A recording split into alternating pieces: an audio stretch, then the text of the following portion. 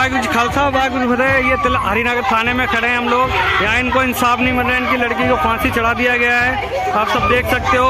मुझे इंसाफ चाहिए, मुझे कुछ नहीं चाहिए। सोनू को फांसी चाहिए, सोनू को फांसी होनी चाहिए। मेरी बेटी का जीवन जिंदा। पुलिस कार्रवाई होनी चाहिए। मेरे हाथ जोड़ के विनती है, हमारे को इंसाफ चाहिए। 3 मिनट पे जीजू ने आके कुंडी खोली तो फिर आके कहता है देखो देख तेरी बहन ने क्या कर दिया। मैंने जाके देखा तो दीदी पलंग पे पड़ी हुई थी, पूछो में एक तकिया वहाँ गिरा हुआ था, एक तकिया वहाँ गिरा हुआ था, मगर चुन्नी थी बेड पे। ठीक है, मैंने उठाया उसको, अपने साथ से सांस दिए दीदी को तो वगैरह। ये देखो सर, पूरा चेहरा वगैरह ये रहा, पूरा सर चेहरा सूजा पड़ा है बिल्कुल। पता नहीं कैसे मार दिया कुत्ते ने इसने, और बेटी को मार दिया। इसको फांसी लगा, इसको जेल में सड़ता रहे साला। नमस्कार दर्शकों, आप देख रहे हैं झलको दिल्ली। राजधानी में क्राइम बढ़ता जा रहा है, वारदात की खबरें आए दिन आती रहती है। अब जो खबर निकल के सामने आ रही है, एक महिला के साथ इस तरीके का अत्याचार हुआ है, फिर उन्हें मार दिया गया। दरअसल डॉरी सिस्टम का मतलब दहेज के नाम पर बार बार एक पति अपनी पत्नी को ही प्रताड़ित करता है।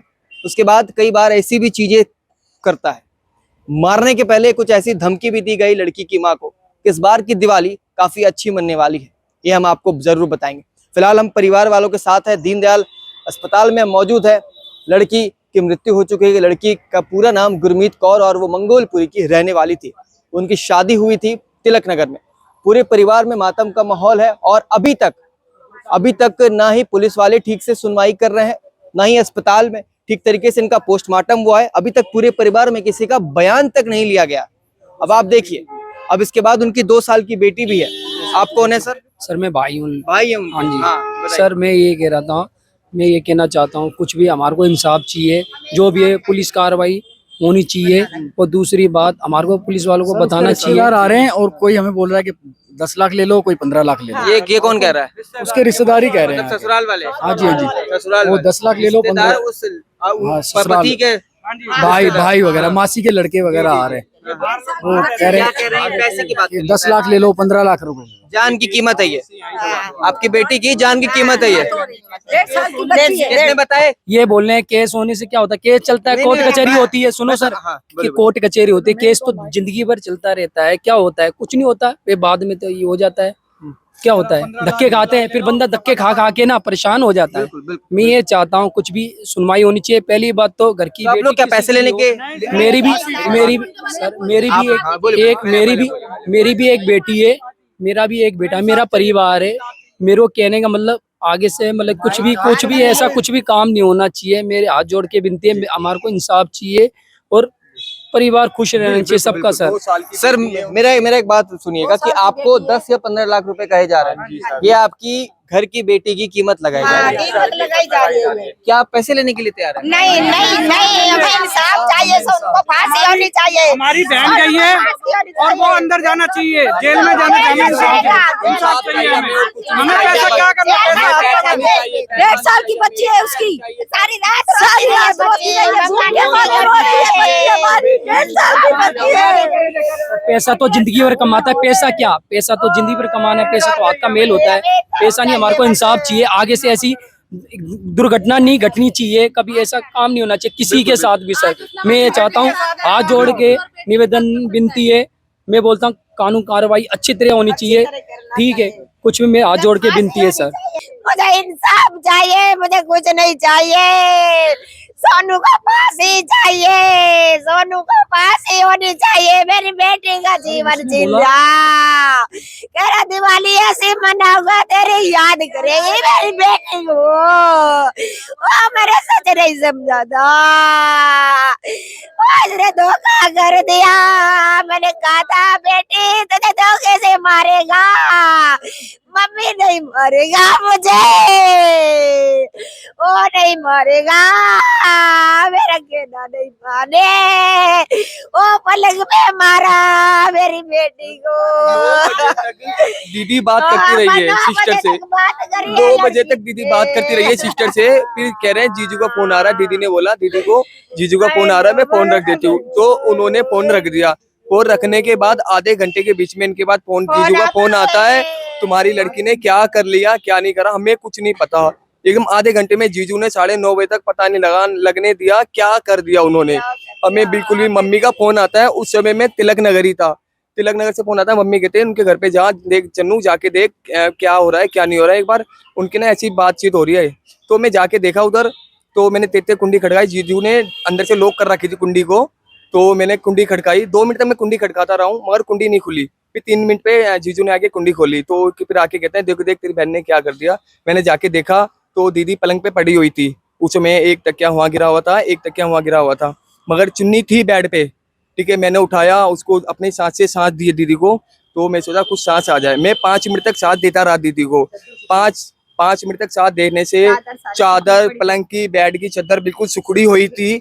तो कहने का मतलब मैं 5 दिन सांस देता रहा। फिर मैंने कहा जीजू आपने उठाते हैं, चलो लेके चलते हैं। जीजू कह रहे मैं एम्बुलेंस को फोन करता हूँ। मैंने जीजू को कहा जीजू आपने अभी तक एम्बुलेंस को फोन नहीं करा? कह रहे नहीं करा। मैंने जीजू वेट मत करो, कह रहे फिर चन्नू तो हम इसको उधर लेके जाएंगे, हॉस्पिटल लेके जाएंगे तो पुलिस केस बन जाएगा। मैंने जीजू कोई नहीं, पुलिस केस बनेगा तो बनने तो कोई दिक्कत नहीं है, मगर उन्होंने मुझे 2 बार मना करा, मगर मैं उनकी बात नहीं माना। मैं नहीं माना। सबसे पहले मैं प्राइवेट ले गया, दशमेश हॉस्पिटल अपना, ये तिलक नगर में पड़ता है। वहाँ से उन्होंने कहा हमारे पास ऐसी कुछ मशीनें नहीं है, वेंटिलेटर वगैरह कुछ नहीं है। उन्होंने ट्रीटमेंट इंजेक्शन लगाए थे, तो फिर आप एम्बुलेंस करके तो हमें अपना ये माता चंदन देवी हॉस्पिटल में भेज दिया गया था।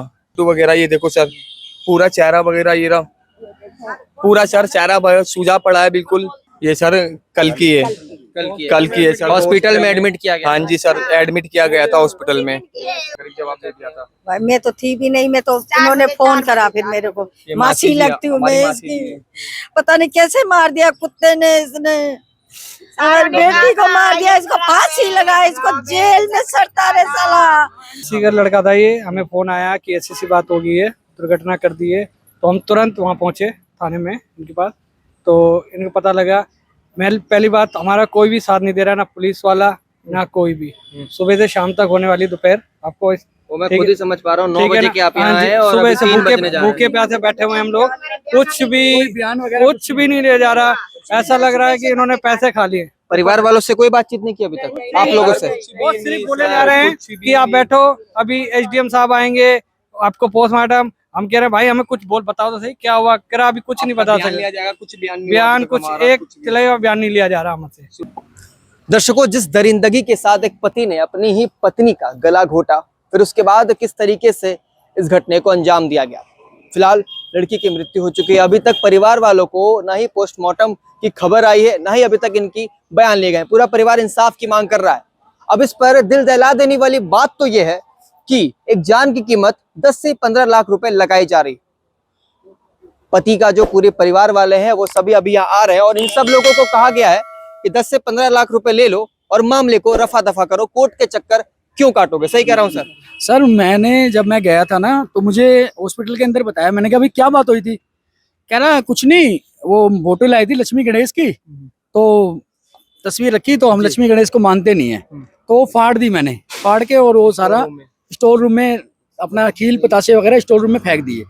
फिर मैंने कहा ये क्यों करा? कह रहा उसके लड़के ने, जीजा ने, तो हमारा पति ने, हरविंदर सिंह ने करा। तो फिर उसके बाद कह रहा मैं उसको बाजार ले गया तो बाजार में उसने कोई सूट लिया नहीं। फिर मैं घर लेके आया उसको, घर लेके आया तो मैंने कहा चल भाई मैं चाउमीन लेके आ जाता हूँ, मैं चाउमीन लेके आ रहा हूँ, तू ऊपर चल, मैं चाउमीन लेके आ रहा हूँ। दीदी देखो, इसने हमें रात को जो हुआ उसको तो हमने आपस में बात सेटल कर ली। रात को क्या हुआ था? वही अपना ये मूर्ति लेके आई थी, पूजा पाठ कर रही थी मंदिर में, तो मैंने इसको मना करा। क्यों मना करा? हमने कहा कि इसने मुझे खुद कहा था कि मैं सिर्फ खटाई का व्रत रखूंगी शुक्रवार का, उसके अलावा मैं कुछ नहीं करूंगी, हिंदुओं वाले काम कुछ भी नहीं है, ठीक है। फिर गुरु नानक देव जी के फोटो के सामने इसने मूर्तियां और चावल और हल्दी और ये पता नहीं क्या क्या सामान लेके आई। मैंने कहा तूने तो मेरे को मना किया था, अब तू क्यों लेके आई? मैंने मूर्तियां उठाई, सब उठाया, थैले में डाला, ये रोने लगी। फिर इसने कृष्णा को फोन किया, इसने जीतू से बात कराई। जीतू से मेरी कल रात को 1 घंटा बात हुई, सारी बात जीतू को बताई। गुरमीत ने भी बात करी, मैंने भी करी, दोनों ने करी, ठीक है। बात हो गई खत्म सारी। फिर रात को खुशखुशाल। तो मैं चाउमीन लेने गया तो मैंने सोचा यार कुछ करना दे आधे रास्ते जाके, तो वापसी में गाड़ी मोड़ के लाया, गाड़ी मोड़ के आया तो मैं ऊपर जाके देखा तो बैठी हुई थी। फिर मैंने उससे बातचीत करी, बातचीत करके फिर दोबारा फिर मैं चाउमीन लेने चला गया। फिर चाउमीन लेके दोबारा वापसी आया तो उसने फिर अपने आप को सुसाइड कर रखा था। पूरी घटना तिलक नगर में घटी है और एक महिला को जिस तरीके से मौत के घाट उतार दिया गया। अब इस पूरी घटना पर न पुलिस ठीक तरीके से कार्रवाई कर रही है, ना ही पोस्टमार्टम रिपोर्ट अभी तक निकल के सामने आई है। अब इस पूरे मुद्दे पर आप क्या राय रखते हैं नीचे कमेंट बॉक्स में लिखना ना भूलें। तब तक के लिए देखते रहिए छलको दिल्ली। कैमरा पर्सन नरीश के साथ शमीर रजन। धन्यवाद। जय हिंद, जय भारत।